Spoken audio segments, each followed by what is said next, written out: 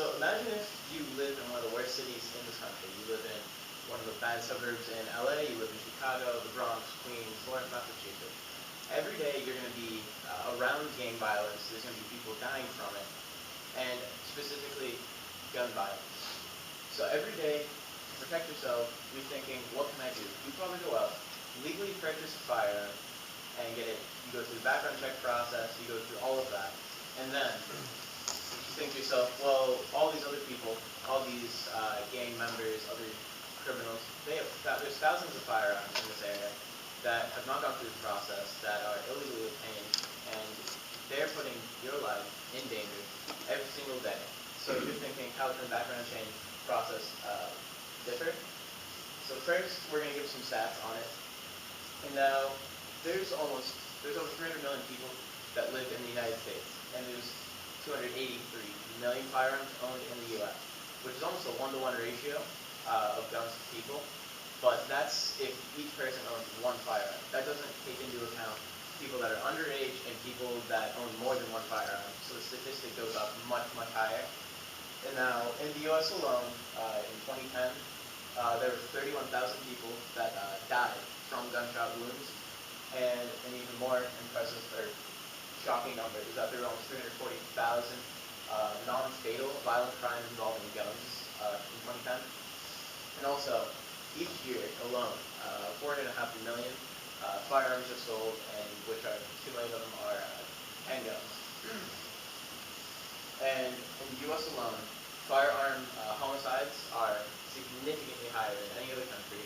As we can see with this chart, which is comparing the G8 countries, so we have the U.S., Italy, Canada, UK, Japan, Germany, France, and Russia. And as we can see, we have the U.S., which has 2.5 gun-related homicides per 100,000 people, higher than Italy. So if we took into account, say, both countries have 100 million people, that's going to be 2,500 more deaths based on, or because of homicides on firearms in the U.S. than Italy. And even if we add up all of these other countries in the G8, it still does not total what the U.S. has for firearm deaths, which is why the background check and the gun control itself needs to be fixed and altered.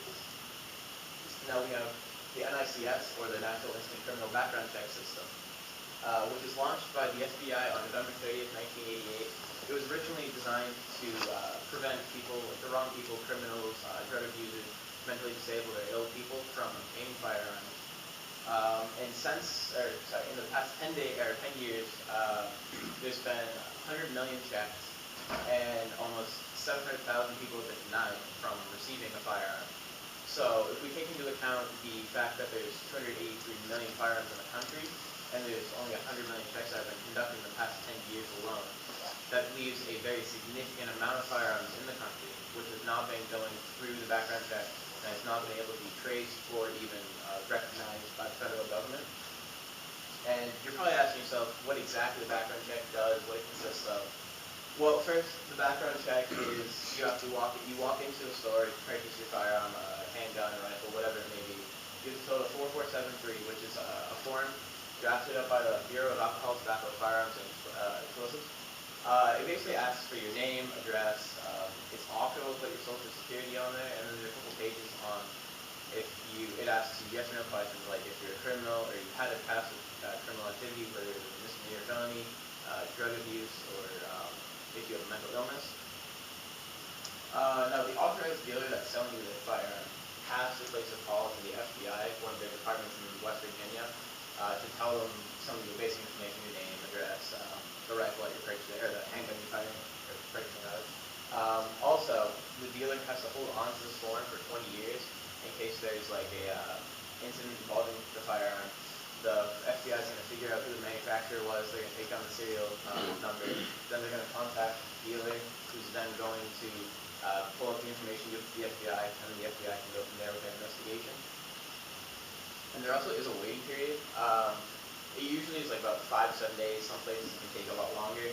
At the end of this waiting period, whether if the dealer is heard back from the government or not, they can go ahead with the process, they can just legally sell it to the person buying it.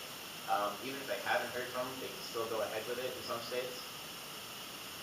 And now, what does it exactly look for? Like I said before, it looks for a history of criminal activity, whether it's a misdemeanor or felony, because they don't want people with a history of violence or criminal activity getting a firearm because they're more likely, they're more prevalent to have other acts of violence within their life. And anyone with a history of drug usage or abuse, because these people generally aren't in the right state of mind or have, they're in bad areas, so they're not going to be able to make the right decision when it comes to guns. And similarly, people who have mental illness or disability, they're not going to be able to make the right decisions on their own without somebody helping them. So if they're allowed access to a firearm, it can be very dangerous for the people around them and the community itself. So by limiting who can get a firearm with these credentials, it helps out the communities substantially. And now we have a video who's going to show some flaws on within the background check system itself.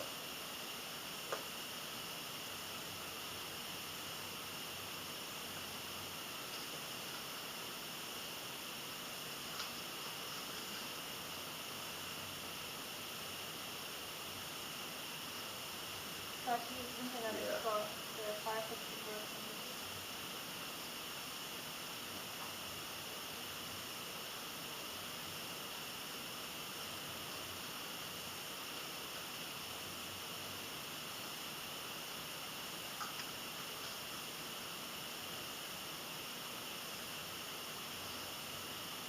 Sorry about this, I didn't expect to start talking a little bit.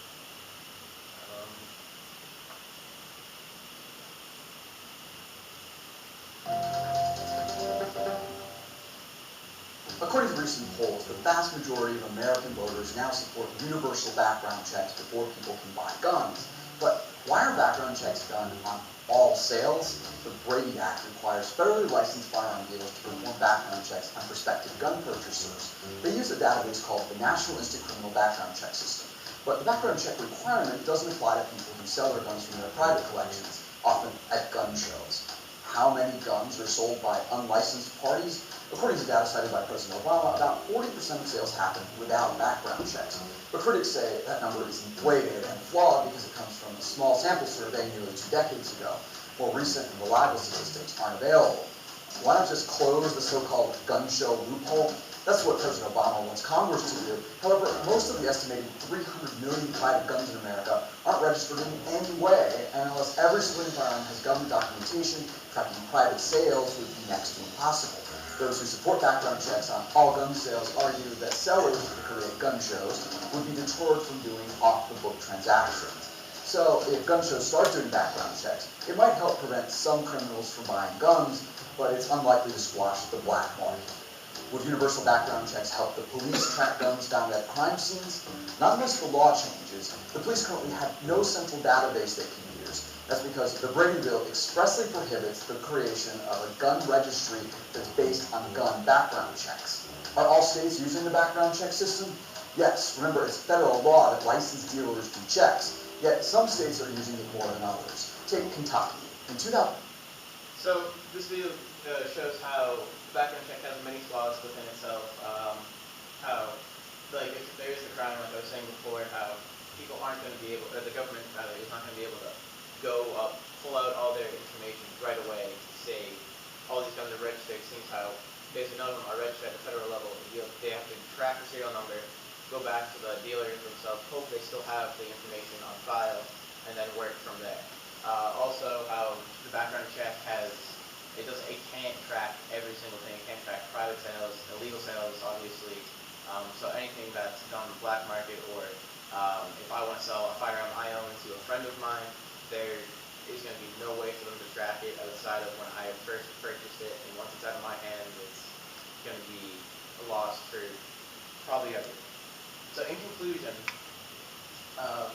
we need to improve the background check system so we can prevent shootings from occurring where people are going to be in danger, because if we can improve the background check, we're going to make sure people with disabilities, mental disabilities, criminals, or just bad people in general are not going to be able to get firearms and have access to them and bring danger upon other people. We're not going to be able, like I said before, the wrong people, they're just not going to be able to get the firearm in the first place, so they can't do any damage.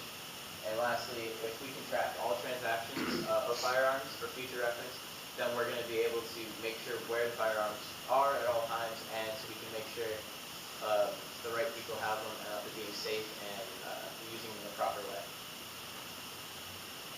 Questions?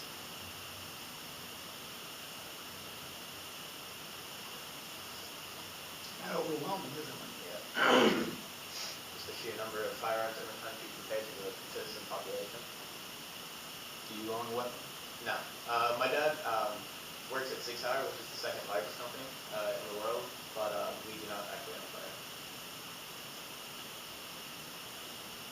Your dad works for a gun manufacturer. Yep. What does he feel about this? I've never actually spoken about the background checks themselves, but according to like the gun control part of it, he feels that we should have like rifles aren't really necessary other than just strictly for hunting. But he doesn't really feel any need on restricting ammunition or anything. If they do increase like the background checks, what's to stop people from using someone with a clean background to go buy a gun and then selling it to them? That is one of the issues, but if we can, that is like one obvious issue right now that has been happening with how many criminals get it, because they can't just walk into a store and buy it. They have like their friends or whoever else buy it for them.